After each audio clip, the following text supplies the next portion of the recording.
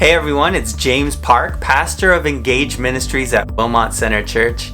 It's an honor for me to be wrapping up the Week of Prayer devotionals today. I hope this has been a really enriching time for you as it has been for me. It's been amazing to be able to wake up in the morning and pray with each of you and then to go through the devotional.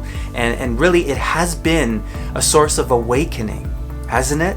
Being awakened to God's presence in our lives, being awakened to His promises that are for each and every one of us, being awakened to His provision that He gives us everything we need, being awakened to His protection and His purposes in our lives. And today we're going to be looking at being awakened to be the people of God.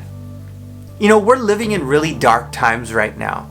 I don't think it's big news for me telling you that. I mean, we see it all over the media. We see it in our social media feeds every time we turn it on. Maybe you're at a place where you're like, you know what? I'm going to take a sabbatical from social media because of all the darkness that we see in the world today. It's true. We see it everywhere. It's on all fronts. We see problems just, coming up from all over the place. Problems with our governments, problems with crime, problems with drug overdoses and families falling apart and all sorts of stuff happening right now. It's just a really dark time that we are in. It's so dark that our world needs some light, doesn't it? Our world needs light. Now, when Jesus came into the world, it was a dark time then as well. The Romans were occupying the Jewish people in Jerusalem, and it was a very difficult time. I mean, taxation was high, and so the poor were being totally marginalized. And there was even one devastating thing that happened. King Herod, he ordered the genocide, the killing of all male children under the age of 2. It was a horrible, horrible time, a very dark time in the people of God's history. And it was in the midst of that darkness that Jesus came into the world. And it was in that midst that Jesus came and He proclaimed a message. And His message was the kingdom of God is near. The kingdom of God is all around us. And He went around demonstrating that kingdom by praying for people, by healing the sick, raising the dead, casting out demons, cleansing lepers, feeding the people who were hungry. And He went and He hung out with people who were living in darkness, people who, for instance, He dined at a leper's house, or He hung out with prostitutes, tax collectors, sinners, people living in darkness. He came and He lit up their world. That's what Jesus did. All of this was a demonstration of the kingdom of God.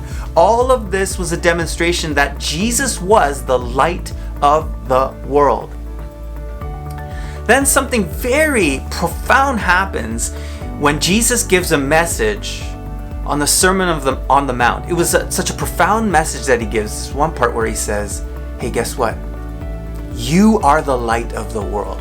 You are. Okay? You and I, we are the light of the world. Those who have been saved through the work of Jesus Christ on the cross. We have been saved with a purpose to be His people in the world, to be the light of the world.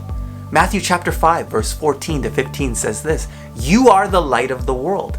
A city on a hill cannot be hidden, nor do people light a lamp and put it under a basket, but on a stand, and it gives light to all in the house. In the same way, let your light shine before others, so that they may see your good deeds, your good works, and give glory to your Father who is in heaven. Now, I have a challenging question to present to you today.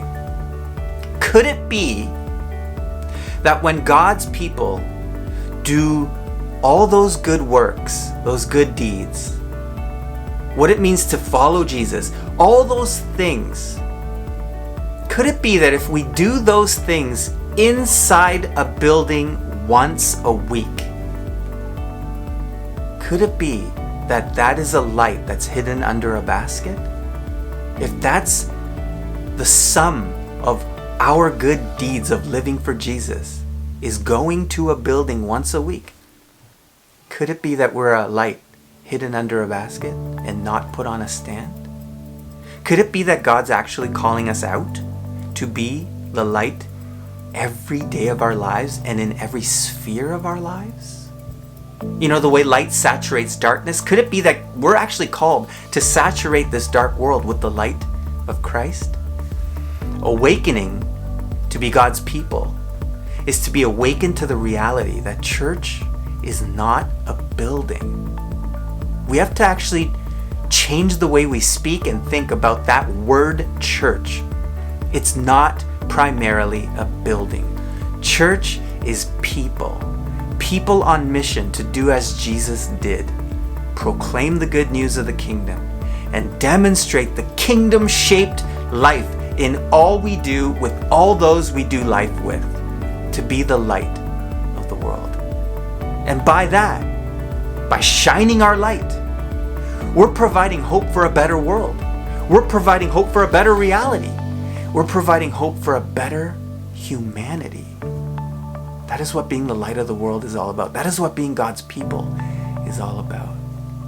So let me give you this question to think about as we close. How can you shine the light of Christ where you are now with those around you in your life right now? That is being church.